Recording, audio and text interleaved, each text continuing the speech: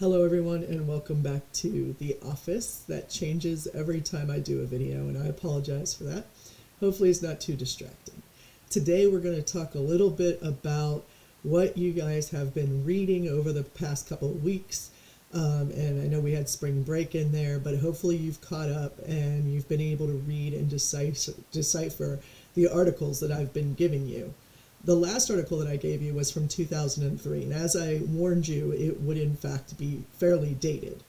But what we can do is reading that article, understand where technology was at that time and compare it to how it has changed today. Now, I have some thoughts about that, but I'm going to want to hear from you, so there will be a discussion board assignment for the week. Let's start off with sort of what we know about 2003. We know that it wasn't really a Facebook organized grassroots political fundraising way to work in politics. We know that Twitter was not there. We know that targeted marketing was not as good as it is today, and it only went to certain websites, and we couldn't guarantee everybody was getting on those websites. Some of you may have heard about a theory by Marshall McLuhan. That's McLuhan, and that's a capital M and a capital L. Marshall McLuhan talked about different types of media, and while it doesn't completely work, it gives us a language to talk about different types of media. The language that he gave us was hot media and cold media. And at the time that he talked about this, a hot medium was one that gave you all the information that you needed, basically, or as much information as you could possibly get. For example, he considered a movie theater to be an incredibly hot medium, because even though you had to go to the theater and pick a movie and sit down and all that, you were completely encased in sort of a black box where nothing was influencing the communication except the medium itself, in this case, the film. Cold media requires much more on the part of the audience. It requires you to fill in the blanks, to input something. And so it used to be that television was considered a cooler medium because you had to do something. You had to change the channels. You had to sit through commercials. There were all these things that you had to do, but it gave you everything once you were there. So you got all of the commercials, all of the information, the entire television show, and so on. So his concept of what was hot and what was cold was maybe not exactly on point, but it does give us an idea about how much our audience is involved and how much they don't need to be involved in the communication that we're sharing vis-a-vis that particular medium. A lot of my friends and I have had a debate for a long time about whether the internet, period, whether or not the internet was a hot or a cold medium. And some people argue that it is the hottest medium that you can get. It throws things at you. It gives you things without you even asking for them, pop-up ads, more information, all the information, sound, visual, in real time. And, I get that. That makes sense. I don't have to do a heck of a lot of work. I can just sit back and chill and relax and watch and get all the information that I need, audio and visual. However, I happen to think it's the frozen tundra and that it's super cold. And the reason why I think that is because I have to actually get on the internet, right? I have to take the time to input where I want to go. I have to ask it the questions I want it to answer. I have to use an app and choose the right app that I can actually find what it is that I'm looking for. An example today was I was looking for the YouTube video of the time that Winona Ryder, when she was when they were receiving an award for Stranger Things, and she was making all these faces during the time that the speech was going on. And I was looking for that video. I had to go to YouTube. I had to figure out which video it was. I had to search.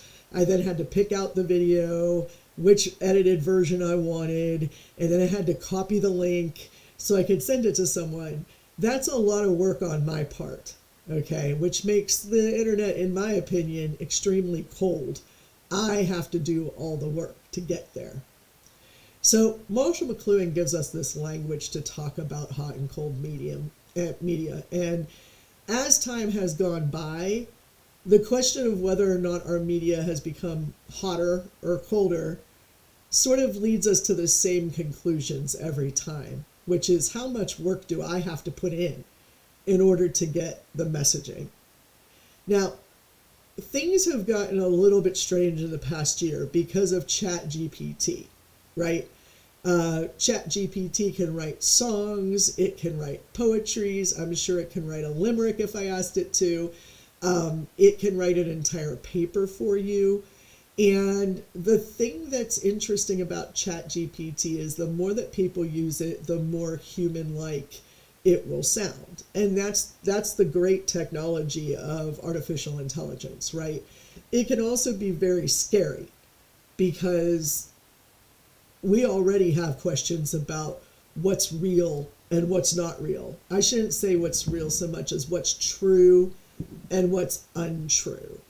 And that line, we have gotten closer and closer and closer to sort of crossing over into complete and utter created realities, surrealistic, the idea of a virtual reality. And not just because we create it through our language, but because it's actually being created through the technologies that we develop. So right now, taking this course must be really interesting. I used to be able to teach this course and say, here's the history of technology and how it's affected politics. And I sort of have to talk about it in real time now, right? We have to have the conversation in real time. Is ChatGPT writing speeches for our presidents, like for our leaders, for our municipalities? What is it doing? And then on top of that, I don't know if you all have heard this yet, but you can also get a voice to sound like anybody else. So I was listening to a podcast the other day where they had Joe Biden, and it wasn't Joe Biden, but it was Joe Biden's voice. It was his tenor. It was his pacing. It was everything Joe Biden. I could have sworn it was Joe Biden, except they told us it wasn't. And so you can make anybody say what you want them to say. And that's where we get into the subject of ethics. Now, back in my day, when I was studying ethics in political communication, we were looking at things like, hold your horses, VHS tapes, right? And cassette tapes, and how we could cut and splice those tapes together to make them sound like you're going from one subject to another, to make it sound like you said something that you didn't. Take out a word, like the word not, in front of something. But you could also take images, and you could make the images look like, for example, that a fictional character, like, or better yet, let's just go with the real actor. Tom Hanks is shaking the hand of President Kennedy, which of course there's no way that physically happened, but we were all amazed by this incredible advance in it wasn't CGI at the time, I don't believe. I believe that it was sort of a photoshopping, if I'm correct, but I could be wrong on that, because we eventually got into CGI, where literally, and you've probably seen this in some of the behind the scenes, actors are no longer on location or or on a stage. They are now, surrounded by green screen, and they're acting with tennis balls in place of monsters or aliens, in order to get sort of the virtual reality of the movies that we get now. I used to really have an appreciation for watching sort of behind the scenes acting, because you could see how they messed with the sets and how they created the look of something. And of course, that does not compare to the realistic nature of the movies that we watch today or the television ads that we see today and so on, which shows us that, in fact, we can make anything look real. Now, that begs the ethical question of not just what is to be believed, but also what responsibility do we have as future political communicators, as potential analysts, as potential advisors? What is our responsibility to make sure that things stay real? Ethical questions can be evaluated a number of different ways in politics, in philosophy, any way that you want to look at it. For most of the time in politics, we think, do you follow the law? That, the law is our set of ethics. The Missouri Ethics Commission, for example, makes sure that money is spent and collected the proper way. I've been dealing a lot with them lately in working on a school board election, and I keep banging my head against the wall saying, why do I need to be reporting money for a school board election? School boards don't get paid anything. It's not a whole lot of prestige. They have bad reputations. I don't understand why people are spending thousands of dollars on these elections, but that's what the MEC is looking at. In addition to that, there's other rules and regulations that guide the ethics of particularly a local campaign. You cannot put a sign up anywhere that you do not have permission to hang that sign. So I have some 8-foot banners and such, and they are very, very large. They're 8 foot wide, 4 feet tall, with my name on them, which doesn't look that big when you consider how long my name is. But those hang in places where people have said it's okay for you to put that on my property. Now, in Nixa, if you drive into the Walmart parking lot and you exit a certain way, there's a big long fence that runs between the Walmart and an apartment complex. And every school board candidate has put their sign on that fence except for one. And that one person is me. The reason I haven't done it is because no one has gotten permission for that. Somebody told one candidate, oh, the owner won't care what you stick on there. And so they stuck their sign on there. And then everybody else followed suit. So I called up a friend of mine who's also running, and I said, hey, how did you get permission to put your sign on that fence? And he said, I didn't. I just followed suit with everybody else. Now, it is stupid for me not to put one up there if I am only concerned about winning this election. But if I'm concerned about the ethics of doing it properly, I am not going to put a sign there. The same thing on the state highways and on all these like right-of-ways for water and utilities that people are just sticking signs wherever they want. That is ethically not allowed. It's not considered legal to do that. And whoever owns that property, whether it's a city utilities, whether it's a private owned company, or an individual, they can remove that sign any time that they want with no repercussions because it doesn't belong there. Now, there are several things that I do that probably would lose me an election and may lose me this one, and I'm not going to be heartbroken. But in fact, there's times when I think I want to lose, and here's why. I don't want to violate Ethics Commission rules and regulations just to win a school board seat. I don't want to violate donations for that. I don't want to collect thousands of dollars to run for a position that doesn't pay anything. This is supposed to be a service. And if people want me to serve, that's fantastic. If it's about how much money I've spent, then I don't necessarily want to be a part of that. And so a lot of people have asked, well, why are you running then? Well, the answer is because I don't know if you guys saw The Dark Knight. We may be getting past the age where that's cool.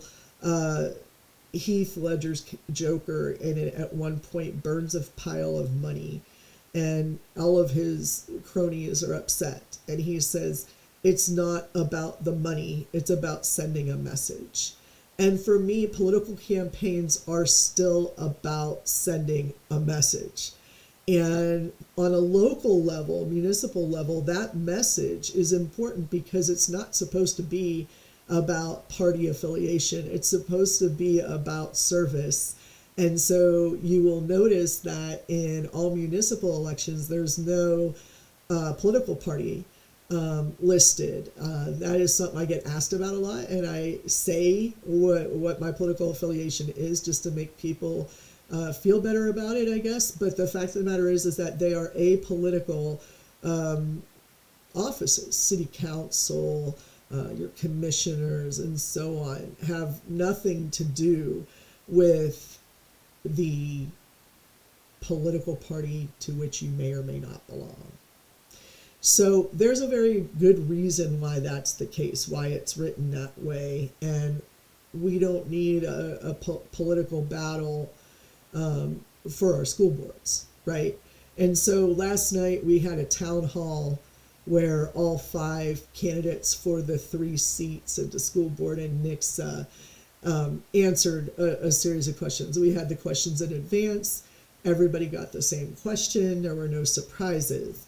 And it was interesting because someone from the Northeast was down here watching this because they're doing a story on it. And she was like, well, you clearly won. And I said, no, I don't think that's the way it works. Because where we come from, what I did was I was very crisp, very clear, very articulate. I gave relatively short answers compared to everybody else. I'm an extremely low context communicator, which can sometimes sound angry, sometimes sound passionate, sometimes sound overbearing. And so every little thing that I say is seen as angry and overbearing, except to me and this person that came to see this thing. And I know that. I know that I'm in an area of extremely high context communication, right? Where you are to be gentle and forgiving and mushy. So instead of just like, if you just say, here's my plan, people think you're angry. You sort of have to contextualize it for them. And I'm not good at that. I'm not very good at that at all. And so it was an interesting experience for me to be in the middle of this panel. And, you know, whenever it came to me, I was like, well, here's the answer. I'm not going to dance around the issue. I'm going to tell you what the answer is. I don't see a reason to recontextualize everything.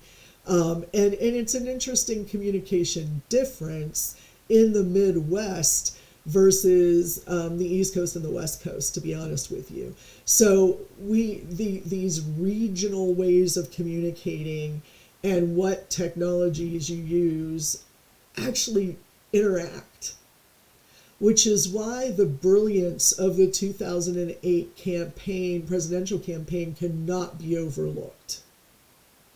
So let's contrast that for a second. Is what Barack Obama did ethical in 2008? 100%.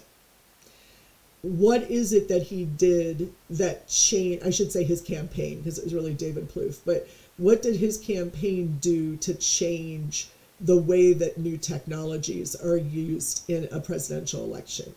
And that answer is simple: social media.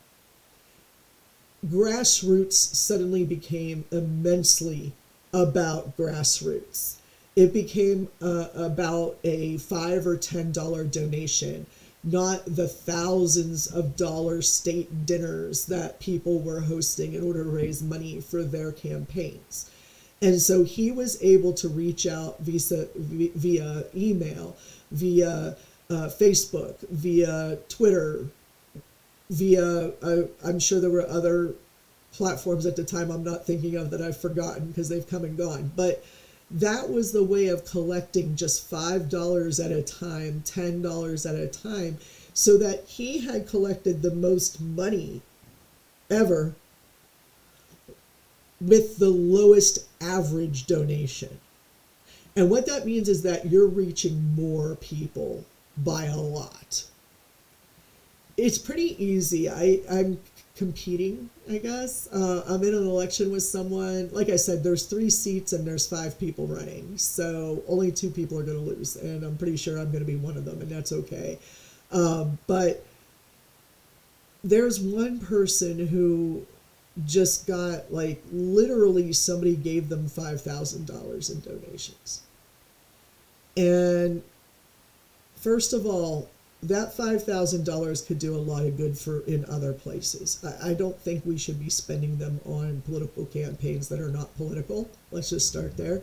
On municipal elections, let's put it that way. I think that we could be better spending that money on our children in Nixa and those in need. But that's neither here nor there, because that's a personal choice. That's not an ethics violation, right? But to be handed $5,000 because someone can hand you $5,000 does not make you more qualified than someone who does not get handed $5,000. I was offered one $1,000 check to start my campaign, and I accepted that because it was someone who could do it, someone who had the money to do it, and just said, let me just get you started. Above and beyond that, I have not collected that much money. I think I've collected another $500 from, $5, $10, $20 donations. And that's what Barack Obama did in 2008. It is not a strategy that worked as well in 2012 because it started to be usurped by other candidates. And that's a good thing. I mean, we want it to send that message that we want more people who are spending less money at a time to support the candidate that they want to support, rather than the idea of a quote-unquote corporate donation or single donor donation of thousands, tens of thousands of dollars. So that's important to remember, that the medium, which McLuhan again says the medium is the message, and he's not kidding. The medium dictates what that message is going to be. And so in that article up through 2003, and the continuation, or the jump, I should say, in 2008 and carrying forward, really shows you how technology influences the money, and the money influences the politics. That's not directly how that happens, though. People often say, well, it's all about the money. The money is what changes the politics. That's not true. Money and technologies change the communication of a political campaign. That's what it does. It has to go through that. It's always about the message. So I often think of Heath Ledger as the Joker in The Dark Knight, saying, it's not about the money, it's about sending a message. And that's probably the key thing I want you to understand out of the last 2 weeks with what you've read and what you've heard. And now I'm going to post to the discussion board and ask you a question about your thoughts of what changed between the early 2000s and the late 2000s, and where we're going, and where I want you to speculate. Now, have I given you an answer? Sure. But do I want that answer? No, because that's my take on it. I want to hear from you. You are just now experiencing politics as they're happening. And some of you may have voted in the last election. Some of you may not be voting until 2024. It depends on when your birthday falls, I think. But most of us, I think, are hitting 18 or have hit it, a while ago. Some of us like 30 years ago. One of us 30 years ago. You all are probably, maybe you're politically active. Maybe you're not. Maybe you've never thought about this before. Maybe you don't know what the difference is. Maybe you have ideas that I have not thought about of what medium is changing politics. The one platform I cannot get my brain around, and I have tried, is Twitter. I can't keep up. I don't understand how that works. I don't understand why people even look at it. It makes zero sense to me how that works. Maybe some of you can talk a little bit about how Twitter is used in campaigns and how that's changed since the dawn of Twitter, how it's changed our political communication in our democracy. So I hope that gives you a really vivid look at the questions we need to ask about the role of technology in our current democratic politics. We have to take into consideration money. We have to take into consideration ethics. And we have to take into consideration that mediating money and politics is communication. Okay, everybody, if you have any questions, as always, let me know. In the meantime, I will be talking to you shortly. You have 2 essays that are due this semester. I am going to go ahead and put that first one up and give you a due date for that. I will also go ahead and make sure that you know what you're doing on your annotated bibliographies. And there was an analysis piece that I wanted us to do. And I'm going to go ahead and that's going to be a short assignment. I don't want you to think that that one's going to be overbearing. So I will give you those directions via Blackboard, and so that it's written down and we all can look at it if we need to. And I hope you all are having a fantastic week. I'll talk to you soon.